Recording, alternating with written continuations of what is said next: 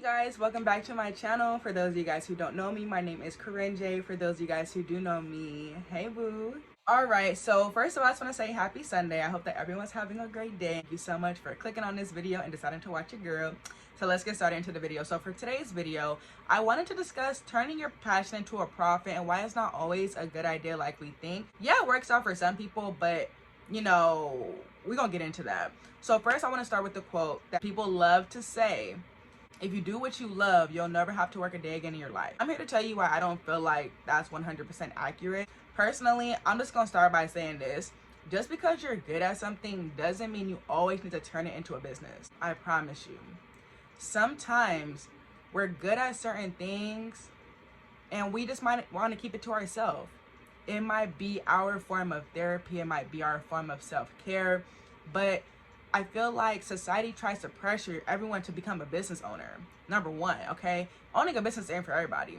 Personally, I learned that I don't think owning a business is for me, being that I had a press-on nail business / women accessories business, and it just wasn't what I thought. And I'm going to get into that later on in the video, but I will say being a business owner is not for everyone. And I just want to say, if you have something you love to do, whether it's hair, nails, or whatever, and you're good at it, if you want to turn it into a business, then great. But just know a lot comes with that. And if it's something you have you've been doing for years and you're passionate about, and you just love, like it's your form of like just feeling good about yourself, just know that feeling may change once you turn it into a job, okay? Number one, if you know, you know, like I just mentioned, I had a press-on nail business / women accessories business named Her Faye Boutique. And you guys know, if you watched my previous video, I talked about how I've been loving to do nails since I was 12 years old. If you didn't watch my previous video, you should go watch it because it was kind of good. I was doing nails since I was 12 years old and I loved it. Like in high school, I used to do my nails every single week. Like just with regular polish, like it was my thing to do. I enjoyed nail art. That was my thing. So then it got to a point where I realized like other people were like, oh, you're so good at nails. Like you should stop sleeping on yourself. You should stop sleeping on yourself and like become a nail tech. That's what people love saying. Stop sleeping on yourself. Child, I'm not sleeping on myself because I don't want to offer you a service that you want from me that I really don't want to do. Number one, like I think that's what we need to realize. Some things people can keep as a hobby. Like, anyway. So people would tell me like, stop sleeping on yourself. You need to become a nail tech. Personally, you guys, at one point I considered being a nail tech, but then I had to realize I would just be doing it for the sake of other people and not for myself, because I've always known I never wanted to be someone who offers services. I'm not that person. I feel like if you're gonna offer services, personally, I feel like you don't have to be a people person, but it helps. Personally, I'm not a people person. I do get like really anxious around like certain personalities. Like I'm very empathetic, and I just feel like that wouldn't have been the best thing for me to do personally. But I still wanted people to wear my work, and people still wanted to wear my work. So I'm like, you know what? I was like, what can I do? Then I saw press-on nails. Back when I initially started this, I believe it was 2018. It was a minute ago. Or, yeah, it was a minute ago. I initially started in 2018. I was still in school. And actually, I think I started it before then, but I only sold like one thing. And it wasn't really a website. It was just me like just making it and selling it to people. But I really took it seriously in 2018. And honestly, at first it was really fun because like it was something new. It was my first business that I had like put all my hard work into, until I realized like it wasn't what I thought. The thing is, I didn't realize that it was going to change my love for doing nails, okay? So nails have always been my form of therapy. It's just always been my form of like me having my me time, just sitting there doing my nails, having a good time, and you know, loving the outcome. But I realized when I started creating press-on nails for people, it wasn't like that at all. Yes, I loved what I was doing, but it still felt like work at the end of the day. And because it felt like work, it made me not want to do it anymore. It sounds lazy, but you have to understand, when it's something that's your passion and you're just used to doing it for yourself, and that's just something you enjoy doing for yourself, when you start doing it for other people, it's not the same. It's not the same. Because like I said, when I would do my own nails, I could take as long as I want. I can do whatever I want. Like, it's just for me. But when I was creating press-on nails for people, it was a whole different ballgame, because I wasn't only creating designs that I wanted to create for myself, because I'm not the one wearing these nails. Everyone else was wearing them. So I had to come up with things that I think other people would like, and sometimes they wouldn't really like my style, or like, say if I came up with a certain design, I'm like, oh, this is gonna be great, right? So I'm like, this is gonna be perfect. I upload it and it didn't do that well, but I personally loved it. But I noticed, you know, the nail community, they were liking certain type of nails that I just wasn't into really doing like that. You know, like all the blinged out stuff and all of that.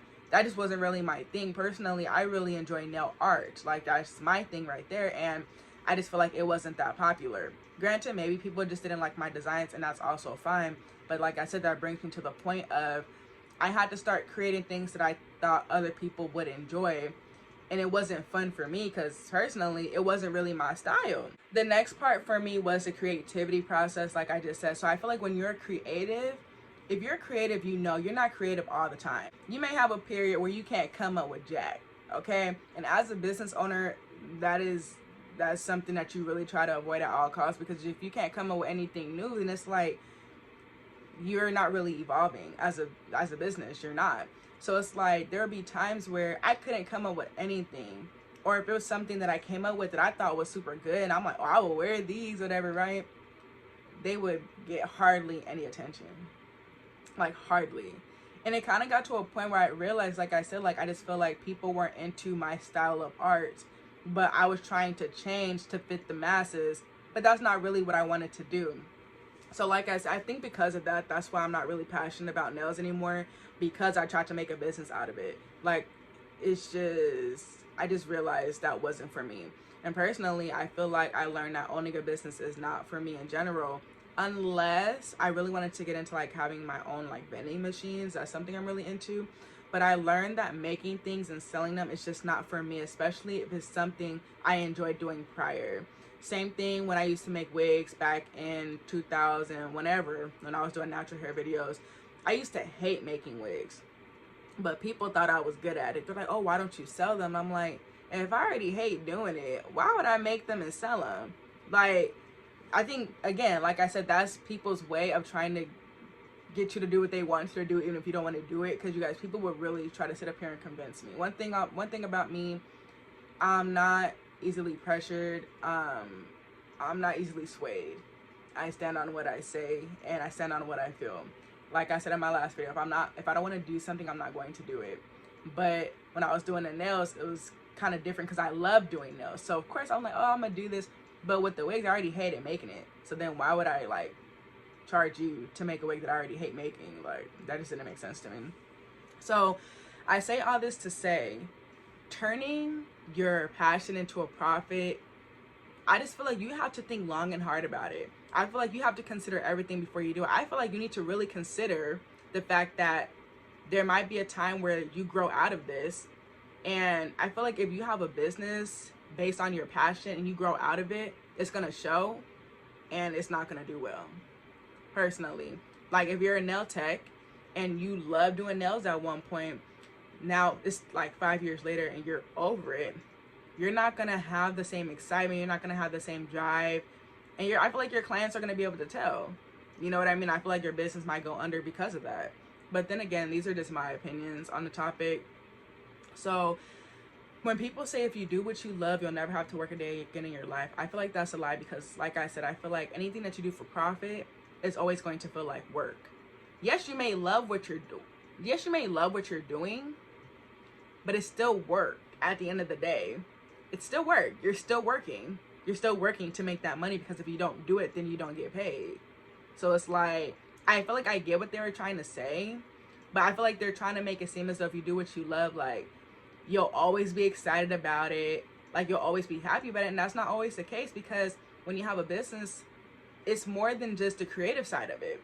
There's a lot of other things that go into it. People may not get their packages. Now you got to deal with disputes. People might try to scam you. It's more than that. So I feel like people don't consider those things when they go into wanting a business, personally. And I feel like I didn't consider that. But then again, I was just really excited to have one. I'm like, I'll deal with it when the time comes. But when the time actually came, you guys, it was stressful.